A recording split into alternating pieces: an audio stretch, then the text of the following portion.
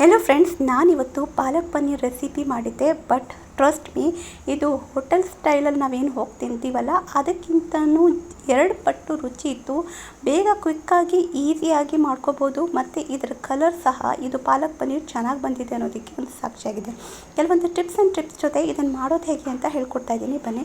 ಮೊದಲಿಗೆ ನಾನು ಸುಮಾರು ಅರ್ಧ ಕೆಜಿಯಷ್ಟು ಪಾಲಕನ್ನು ತೊಗೊಂಡು ಬಿಸಿ ನೀರಲ್ಲಿ ಒಂದು ಚಮಚ ಉಪ್ಪು, 1 ಚಮಚ ಸಕ್ಕರೆಯನ್ನು ಹಾಕಿ ಈ ಪಾಲಕನ್ನು ಕುದೀತಾ ಇರೋ ನೀರಲ್ಲಿ ಹಾಕಬೇಕು. ತಣ್ಣಗಿರೋ ನೀರಲ್ಲಿ ಹಾಕಬಾರ್ದು. ಉಪ್ಪು, ಸಕ್ಕರೆ, ಕುದೀತಿರೋ ನೀರು, ಈ 3 ಟಿಪ್ಸನ್ನು ಉಪಯೋಗಿಸ್ಕೊಂಡು ಪಾಲಕ್ ಪನ್ನೀರನ್ನು ಜಸ್ಟ್ 1 ಸೆಕೆಂಡ್ ಅಥವಾ 10 ಸೆಕೆಂಡಷ್ಟು ಬ್ಲ್ಯಾಂಚ್ ಮಾಡಿಕೊಂಡ್ರೆ ಸಾಕು. ಅದನ್ನು ತಣ್ಣೀರಲ್ಲಿ, ಅಂದರೆ ಫ್ರಿಜ್ಜಲ್ಲಿ ತೆಗೆದಿಟ್ಟಿರುವಂಥ ತಣ್ಣೀರು, ಐಸ್ ಕ್ಯೂಬು, ನಾನು ಫ್ರಿಜ್ಜಲ್ಲಿರೋ ನೀರನ್ನು ಉಪಯೋಗಿಸ್ಕೊಂಡಿದ್ದೆ. ಸೊ ಅದನ್ನು ಬೇಗ ಅದನ್ನು ತಣ್ಣೀರಲ್ಲಿ ಹಾಕಿಬಿಡಿ. ಇದರಿಂದ ಪಾಲಕ್ ಪನ್ನೀರು ಬೆಂದು ಹೋಗುತ್ತೆ ಮತ್ತು ಅದರ ಗ್ರೀನ್ ಕಲರು ಹಾಗೆ ಕ್ಲಿಯರ್ ಆಗಿರುತ್ತೆ. ಪಾಲಕ್ ಪನ್ನೀರ್ ಅದು ನೋಡೋದಕ್ಕೆ ಎಷ್ಟು ಅಂದರೆ ರುಚಿ ಎಷ್ಟು ಚೆನ್ನಾಗಿರುತ್ತೋ ನೋಡೋದಷ್ಟೇ ಚೆನ್ನಾಗಿರುತ್ತೆ ಯಾವಾಗಾದರೂ ಗ್ರೀನ್ ಕಲರ್ ಬಂದಾಗ. ಅದನ್ನು ತಣ್ಣೀರಲ್ಲಿ ಹಾಕಿಟ್ಬಿಡಿ, ಅದು ಕ್ವಿಕ್ಕಾಗಿ ತಣ್ಣಗಾಗಬೇಕು. ಇವಾಗ ಸುಮಾರು 10ರಷ್ಟು ಗೋಡಂಬಿ ತೊಗೊಂಡಿದ್ದೀನಿ ಮತ್ತು ಸುಮಾರು 2 ಚಿಕ್ಕ ಟೀ ಸ್ಪೂನು ಅಥವಾ ಒಂದು ದೊಡ್ಡ ಟೇಬಲ್ ಚಮಚದಷ್ಟು ನಾನು ಅದೇನು ಮಗಜ್ಗೆ ಬೀಜ ಅಂತ ಹೇಳ್ತಾರೆ, ಹಂಗಂದರೆ ವಾಟರ್ ಮೆಲನ್ ಸೀಡ್ಸನ್ನು ತೊಗೊಂಡು ಬಿಸಿನೀರಲ್ಲಿ ನೆನೆಸಿಟ್ಟಿದ್ದೀನಿ. ನಿಮಗದು ಅದು ವಾಟರ್ ಮೆಲನ್ ಸೀಡ್ಸ್ ಸಿಕ್ಕಿಲ್ಲ ಅಂದರೆ ಬರೀ ಕಾಜುವನ್ನೇ ಸಹ ಬಿಸಿನೀರಲ್ಲಿ ಇಟ್ಬಿಡಿ, ಇಲ್ಲಾಂದರೆ 1-2 ನಿಮಿಷ ಬಿಸಿನೀರಲ್ಲಿ ಕುದಿಸಿ, ಆವಾಗ ಅದು ಸಾಫ್ಟ್ ಆಗುತ್ತೆ. ನಾನು ಬಿಸಿನೀರಲ್ಲಿ ನೆನೆಸಿಟ್ಟಿದ್ದೀನಿ. ಈಗ ನೋಡ್ಬೋದು ನಾನು ಪಾಲಕನ್ನು ನೀಟಾಗಿ ನೀರಿಂದ ಹಿಂಡ್ಕೊಂಡು ಅದರ ನೀರಲ್ಲಿ ತೆಗೆದು ಈ ರೀತಿ ತೆಗೆದಿಟ್ಕೊಂಡಿದ್ದೀನಿ. ಅರ್ಧ ಕೆಜಿ ಪಾಲಕ್ ತೊಗೊಂಡಿದ್ದೆ, ಅದು ಬರೀ ಇಷ್ಟ ಆಗಿದೆ. ಬಟ್ ನಾನು ಗ್ರೇವಿ ಸುಮಾರು ಅರ್ಧ ಕೆಜಿ ಪನ್ನೀರನ್ನು ಉಪಯೋಗಿಸ್ಕೊಂಡು ಮಾಡ್ತಾಯಿದ್ದೀನಿ. ಇವಾಗ ಒಂದು ದೊಡ್ಡ ಸೈಜು ಈರುಳ್ಳಿ, 2 ಟೊಮೊಟೊ ಹಣ್ಣು, 5 ಹಸಿಮೆಣಸಿನ್ಕಾಯಿ. ಇದ್ರೂ ಖಾರ ಬರಲ್ಲ, ಬಟ್ ಫ್ಲೇವರ್ ತುಂಬ ಚೆನ್ನಾಗಿ ಬರುತ್ತೆ. 10ರಿಂದ 15 ಬೆಳ್ಳುಳ್ಳಿ ಹೆಸರು, ಒಂದು ಅರ್ಧ ಇಂಚಷ್ಟು ಇಲ್ಲಾಂದರೆ 3/4 ಇಂಚಷ್ಟು ಶುಂಠಿಯನ್ನು ತೊಗೊಂಡಿದ್ದೆ. ಇದನ್ನೆಲ್ಲ ನೀಟಾಗಿ ಚಿಕ್ಕದಾಗಿ ಕಟ್ ಮಾಡ್ಕೊತಾ ಇದ್ದೀನಿ. ಇವಾಗ ಈ ಮಸಾಲೆಯನ್ನು ನಾನು ನೀಟಾಗಿ ಹುರ್ಕೋತೀನಿ. ನಾನು ಆಲ್ರೆಡಿ ಬೇರೆ ಒಂದು ರೀತಿಯಲ್ಲಿ ನಾನು ಪಾಲಕ್ ಪನ್ನೀರ್ ರೆಸಿಪಿ ಮಾಡಿ ತೋರಿಸಿದ್ದೀನಿ. ಇದು ಒಂಥರ ಮಾಡಿ ತೋರಿಸ್ತಿದ್ದೀನಿ. ನಿಮಗೆ ಯಾವ್ದು ಈಸಿ ಆಗುತ್ತೋ ಅದನ್ನು ಮಾಡ್ಕೋಬೋದು, ಬಟ್ ಇದು ಈಸಿ ಅನಿಸುತ್ತೆ. ಇವಾಗ ನಾನು ಒಂದು ಕಡಾಯಿಗೆ ಸ್ವಲ್ಪ ಬೆಣ್ಣೆ ಹಾಕ್ಕೊಂಡು ಒಂದು ಸ್ವಲ್ಪ ಎಣ್ಣೆ ಹಾಕ್ಕೊಂಡಿದ್ದೀನಿ. ಯಾಕೆಂದರೆ ಬೆಣ್ಣೆ ಕರಗೋಯ್ತು ಅಂದರೆ ತುಪ್ಪದ ಫ್ಲೇವರ್ ಬರುತ್ತೆ. ನಮಗೆ ತುಪ್ಪದ ಫ್ಲೇವರ್ ಬೇಕಾಗಿಲ್ಲ, ಬೆಣ್ಣೆ ಫ್ಲೇವರೇ ಬೇಕಾಗಿದೆ. ಸೊ ಹಾಗಾಗಿ ಎಣ್ಣೆ ಹಾಕ್ಕೊಂಡು ಹೀಗೆ ನಾನು ಮಸಾಲೆ ಅದನ್ನೆಲ್ಲ ನೀಟಾಗಿ ಫ್ರೈ ಮಾಡ್ಕೊಳ್ಳಿ. ಬ್ರೌನ್ ಮಾಡೋದು ಬೇಕಾಗಿಲ್ಲ, ಲೋ ಟು ಮೀಡಿಯಮ್ ಫ್ಲೇಮಲ್ಲಿ ನೀಟಾಗಿ ಬ್ರೌನ್ ಮಾಡ್ಕೋಬೇಕು. ನೋಡ್ತಿರ್ಬೋದು. ಇವಾಗ ನಾನು ಟೊಮೊಟೊ ಹಣ್ಣನ್ನು ಯೂಸ್ ಮಾಡ್ಕೋತಾ ಇದ್ದೀನಿ. ಅಂದರೆ ಶುಂಠಿ, ಬೆಳ್ಳುಳ್ಳಿ, ಈರುಳ್ಳಿ, ಹಸಿಮೆಣಸಿನ್ಕಾಯಿ ಎಲ್ಲ ಬೆಂದಾದಮೇಲೆ ಲಾಸ್ಟಿಗೆ ನಾನು ಈರುಳ್ಳಿಯನ್ನು ಉಪಯೋಗಿಸ್ಕೊತಾ ಇದ್ದೀನಿ.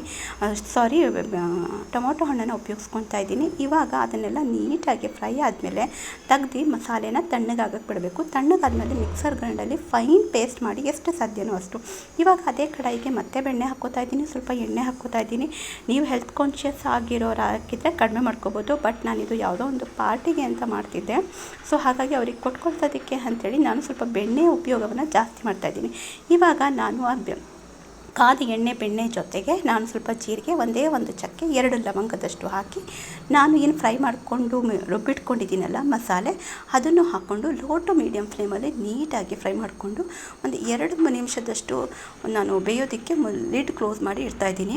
ಇವಾಗ ಅಲ್ಲಿ ತನಕ ನಾನೇನು ಪಾಲಕ್ ತೊಗೊಂಡಿದ್ದೇನೆ ಆ ಪಾಲಕ್ಕು 1 ಮುಷ್ಟಿಯಷ್ಟು ಕೊತ್ತಂಬರಿ ಸೊಪ್ಪನ್ನು ಹಾಕಿ ಈಗ ರುಬ್ಕೋತಾ ಇದ್ದೀನಿ. ಈಗ ನೋಡ್ತಿರ್ಬೋದು ಈ ಮಸಾಲೆ ನೀಟಾಗಿ ಬಂದಿದೆ. ಆಲ್ರೆಡಿ ನಾವು ಮಸಾಲೆಗಳು ಬೇಯಿಸ್ಕೊಂಡಿದ್ದೀವಿ. ಇವಾಗ ತುಪ್ಪದ ಜೊತೆ ಬೇಯಿಸ್ಕೊಂಡಿದ್ದೀವಿ.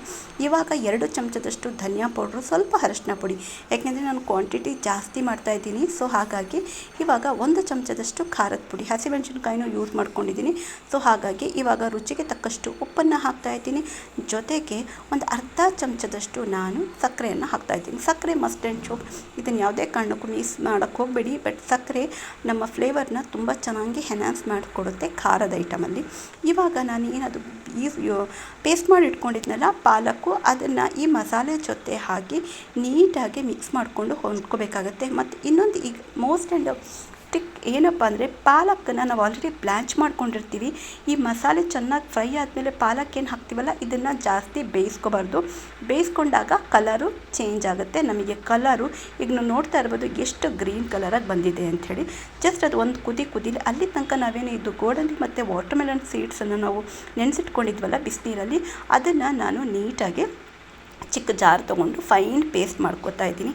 ಈ ಗ್ರೇವಿಗೆ ನಾನು ಯಾವುದೇ ರೀತಿ ಆದಂಥ ಫ್ರೆಶ್ ಕ್ರೀಮ್ ಏನು ಯೂಸ್ ಮಾಡ್ಕೊತಿಲ್ಲ. ಅದು ಗ್ರೈಂಡ್ ಆದಮೇಲೆ 1 ಇಂಚಷ್ಟು ಅಂದರೆ 1 ಪೀಸಷ್ಟು ನಾನು ಪನೀರನ್ನು ಹಾಕಿ ಅದ್ರ ಜೊತೆ ಮಿಕ್ಸ್ ಮಾಡಿಕೊಂಡು ಈ ರೀತಿ ಫೈನ್ ಪೇಸ್ಟ್ ಮಾಡ್ಕೊಂಡು ತೊಗೊಂಡಿಟ್ಕೊಂಡಿದ್ದೀನಿ.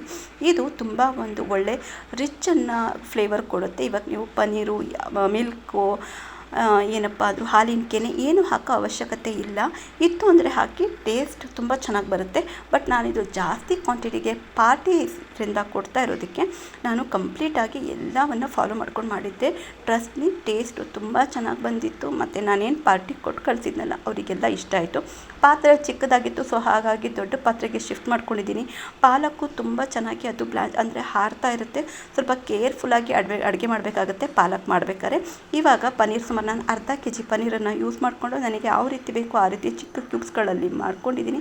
ಈಗ ನೋಡ್ತಿರ್ಬೋದು ನಮ್ಮ ಪನೀರ್ ಬೆಂದಾಗಿದೆ. ಜಸ್ಟ್ ಇಷ್ಟೇ.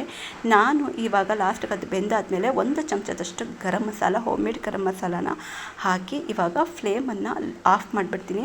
ಪಾಲಕ್ ಜಾಸ್ತಿ ಬೇಯಿಸಬೇಕಾಗಿಲ್ಲ. ಪಾಲಕ್ ಹಾಕಿದ್ಮೇಲೆ 1 ರಿಂದ 2 ಕುದಿ ಬಂದರೆ ಸಾಕು.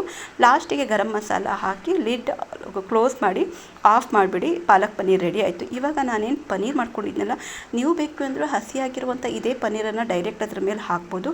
ಬಟ್ ನನ್ನದು ಇನ್ನೂ ಸ್ವಲ್ಪ ರುಚಿ ಹೆಚ್ಚಾಗಿ ಮಾಡೋದಕ್ಕೆ ಈಗ ನಾನು ಒಂದು ನಾನ್ ಸ್ಟಿಕ್ ತವಾ, ಕಡಾಯಿ ಏನಾದರೂ ತೊಗೊಳ್ಳಿ, ನಾನ್ ಸ್ಟಿಕ್ಕಲ್ಲಿ ತೊಗೊಂಡು ಒಂದು ಸ್ವಲ್ಪ ಬೆಣ್ಣೆ ಹಾಕಿ ಅದನ್ನು ಸ್ವಲ್ಪ ಗೋಲ್ಡನ್ ಬ್ರೌನ್ ಬರೋ ತನಕ ಲೋ ಟು ಮೀಡಿಯಮ್ ಫ್ಲೇಮಲ್ಲಿ ಪನೀರನ್ನು ನಾನು ಫ್ರೈ ಮಾಡ್ಕೊಂಡಿದ್ದೀನಿ. ಫ್ರೈ ಮಾಡ್ಕೊಂಡಿದ್ದು ಪನೀರನ್ನು ಈಗ ನಮ್ಮದೇನು ರೆಡಿಯಾಗಿದೆಯಲ್ಲ ಪಾಲಕ್ ಪನೀರ್ ಗ್ರೇವಿ, ಅದ್ರ ಜೊತೆ ಮಿಕ್ಸ್ ಮಾಡಿದ್ರೆ ನಮ್ಮ ಪಾಲಕ್ ಪನೀರ್ ಗ್ರೇವಿ ರೆಡಿಯಾಗುತ್ತೆ. ಬಸ್ ಇಷ್ಟೇ ಅಲ್ಲ, ಇದ್ರ ಗ್ರೇವಿನ ಇನ್ನೂ ಚೆನ್ನಾಗಿ ರುಚಿ ಮಾಡೋದಕ್ಕೆ ಲಾಸ್ಟಿಗೆ ಒಂದು ತಡ್ಕವನ್ನು ಕೊಡ್ತಾಯಿದ್ದೀನಿ, ತುಪ್ಪದ ತಡ್ಕ. ಯಾವುದೇ ಸಾಗ್ ಐಟಮ್ ಅಂದರೆ ಈ ಹಸಿ ಸೊಪ್ಪಿನ ತರಕಾರಿಗಳು ಮಾಡ್ತಾರಲ್ಲ ನಾರ್ತ್ ಸೈಡಲ್ಲಿ, ಹೋಟೆಲ್ ಸ್ಟೈಲಲ್ಲಿ, ಇದಕ್ಕೆ ಒಂದು ತುಪ್ಪದ ಬೆಳ್ಳುಳ್ಳಿ ತಡ್ಕವನ್ನು ಕೊಡಿ. ಇದ್ರ ರುಚಿ 10 ಪಟ್ಟು ಹೆಚ್ಚುತ್ತೆ. ಟ್ರಸ್ಟ್ ಮೀ, ಬೇಕು ಅಂದರೆ ಒಂದ್ಸರಿ ಇದನ್ನು ಟ್ರೈ ಮಾಡಿ.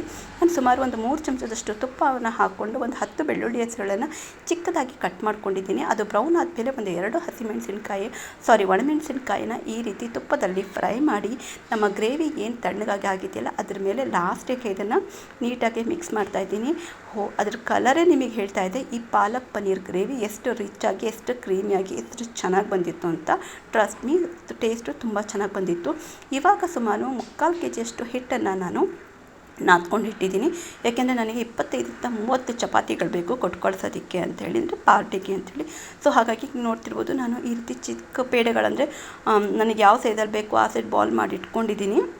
ಗೋಧಿ ಹಿಟ್ಟು ಬೇಕು ಅಂತಲೇ ಬಂದಿತ್ತು. ಸೊ ಹಾಗಾಗಿ ಗೋಧಿ ಹಿಟ್ಟನ್ನು ಮಾಡಿಕೊಂಡು ಇವಾಗ ನೀಟಾಗಿ ಲಟ್ಟಿಸ್ಕೊಂಡು, ನಾನು ಅದನ್ನು ಜಾಸ್ತಿ ನಿಮಗೆ ಎಲಾಬ್ರೇಟ್ ಮಾಡಿ ತೋರಿಸ್ತಾ ಇಲ್ಲ, ಮೋಸ್ಟ್ಲಿ ಎಲ್ಲರಿಗೂ ಚಪಾತಿ ಮಾಡೋದು ಬಂದೇ ಬರುತ್ತೆ. ಸೊ ಹಾಗಾಗಿ ಮಾಡಿಕೊಂಡು ಈಗ ನೀಟಾಗಿ ಫ್ರೈ ಮಾಡಿಕೊಂಡು ಲೋ ಟು ಮೀಡಿಯಮ್ ಫ್ಲೇಮಲ್ಲಿ ನೋಡ್ತಿರ್ಬೋದು ಚಪಾತಿ ಎಷ್ಟು ಚೆನ್ನಾಗಿ ಉಬ್ಬಿ ಬರ್ತಿದೆ ಅಂಥೇಳಿ. ನಾನು ಅದನ್ನು ಬಟರನ್ನು ನಾನು ಮೆಲ್ಟ್ ಮಾಡಿ ಇಟ್ಕೊಂಡಿದ್ದೆ. ಸ್ವಲ್ಪ ಲಾಸ್ಟಿಗೆ ಬಟರ್ ಹಾಕಿ ಇದ್ರ ಜೊತೆ ಸುಮಾರು 25 ಚಪಾತಿಗಳನ್ನು ನಾನು ಪ್ಯಾಕ್ ಮಾಡಿ ಪಾರ್ಟಿಗೆ ಅಂತ ಕೊಟ್ಟು ಕಳಿಸಿದ್ದೆ. ಟ್ರಸ್ಟ್ ಮೀ, ತುಂಬ ಚೆನ್ನಾಗಿ ಬಂದಿತ್ತು. ಈ ರೀತಿ ಪಾರ್ಟಿ ಮೆನುಗಳನ್ನು ನೀವು ಬರೀ ಪಾರ್ಟಿಗೆಲ್ಲ ಮನೆಗಳಲ್ಲೇ ನೀವು ಮಾಡಿಕೊಂಡು ಟೇಸ್ಟ್ ಮಾಡಿ ನೋಡ್ಬೋದು. ಟ್ರಸ್ಟ್ ಮೀ, ಈ ರೀತಿ ಒಂದು ಸರಿ ಟ್ರೈ ಮಾಡಿ. ಡೆಫಿನೆಟ್ಲಿ ನಿಮಗೆ ಇದು ಇಷ್ಟ ಆಗುತ್ತೆ ಈ ರೆಸಿಪಿ.